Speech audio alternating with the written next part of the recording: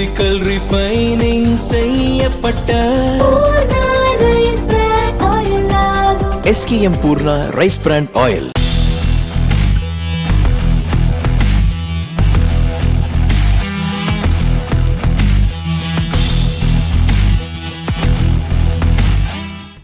இந்தியாவின் இளைஞர் வேலையின்மை விகிதம் கடந்த சில ஆண்டுகளாக தொடர்ந்து சரிந்து வருவதாகவும், இது உலகளாவிய சராசரியை விட மிகவும் குறைவாக இருப்பதாகவும் SBI ஆய்வறிக்கை தெரிவிக்கிறது.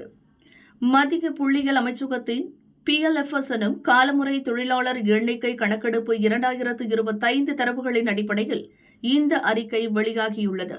அறிக்கையில் கூறப்பட்டுள்ளதாவது: உலகளவில் 15 முதல் 24 வயதுக்கு உட்பட்ட இளைஞர்களின் வேலையின்மை விகிதம் கடந்த ஆண்டு 12.60% மதிப்பிடப்பட்டுள்ள நிலையில் இந்தியாவிலது 9.90% குறைந்துள்ளது. கிராமப்புறங்களை ஒப்பிடுகையில் நகர்ப்புறங்களில் வேலையின்மை விகிதம் சற்று அதிகமாக காணப்பட்டாலும் முந்தைய ஆண்டுகளை விட கணிசமாக குறைந்து வருகிறது. 15 முதல் 29 வயதுக்குட்பட்ட இளைஞர்கள் பலர் உயர்கல்வியை தொடர்வதே இந்த வேலையின்மை விகிதத்திற்கு முக்கிய காரணம். எனவே 30 வயதுக்கு மேற்பட்டோரின் தரவுகளை வேலைவாய்ப்பு சந்தையின் உண்மையான நிலையை உணர்த்தும்.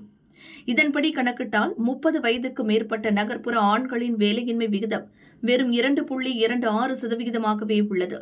உற்பத்தி மற்றும் விவசாயம் அல்லாத துறைகளில் கட்டமைப்பு ரீதியான மாற்றங்கள் ஏற்பட்டு வேலைவாய்ப்புகள் அதிகரித்து வருவதும் இதற்கு வழிவகுக்கின்றன என்று அந்த அறிக்கையில் தெரிவிக்கப்பட்டுள்ளது.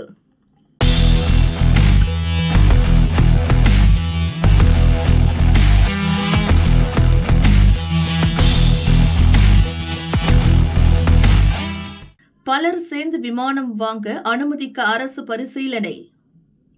ஒரே விமானத்தை பலர் அல்லது பல நிறுவனங்கள் சேர்ந்து வாங்குவதற்கு அனுமதி அளிப்பதற்கான திட்டத்தை அரசு பரிசீலித்து வருவதாக விமான போக்குவரத்து அமைச்சர் ராம்மோகன் நாயுடு கூறியுள்ளார்.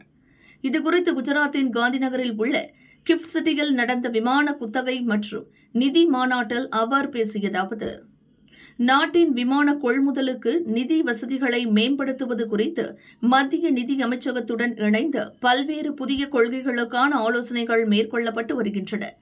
அதன் ஒரு பகுதியாக விமானங்களை பகுதியளவு உரிமை கொள்ளும் அடிப்படையில் பலர் அல்லது பல நிறுவனங்கள் சேர்ந்து வாங்கும் நடைமுறையை நம் நாட்டில் அறிமுகப்படுத்துவதற்கான கொள்கையை உருவாக்க அரசு முயற்சி செய்து வருகிறது.